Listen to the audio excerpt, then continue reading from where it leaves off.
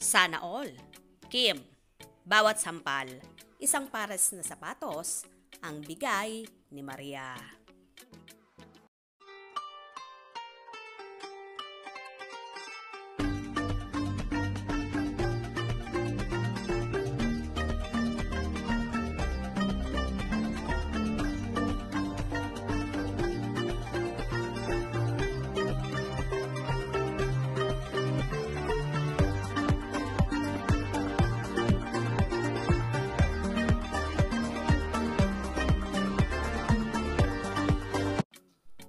Bumawi naman ang bonggang-bongga si Maricel Soriano sa mga sampal na ibinigay niya kay Kim Chiu sa teleserye nilang Linlang.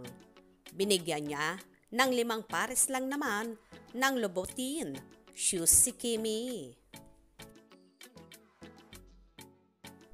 Mayroon akong 5 Louboutin. Totoo po from inay. Proud na kwento ni Kimi. Yun ang kapalit na mga sampal. Natatawa pa niyang sabi. Natatawa rin say naman ni Maria. Kasi awang-awa ako sa kanya eh. Noon pa nasabi ni Kimi na talagang natigalgal siya sa tindi ng sampal ni Maria. At feeling araw niya ay para siyang natamaan ng baseball sa mukha.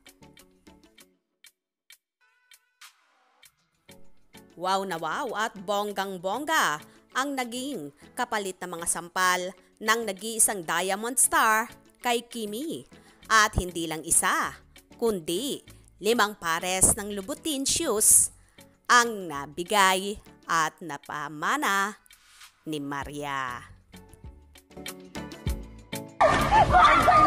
Makati ka! Makati ka pumaga! Makati! Tama na, huwag kang mag-skandalo dito!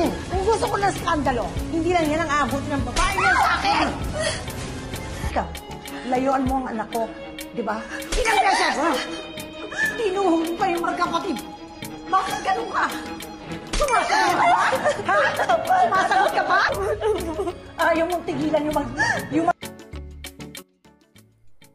O diba? Napakaswerte at talaga namang buhos ang biyaya kay Kimi.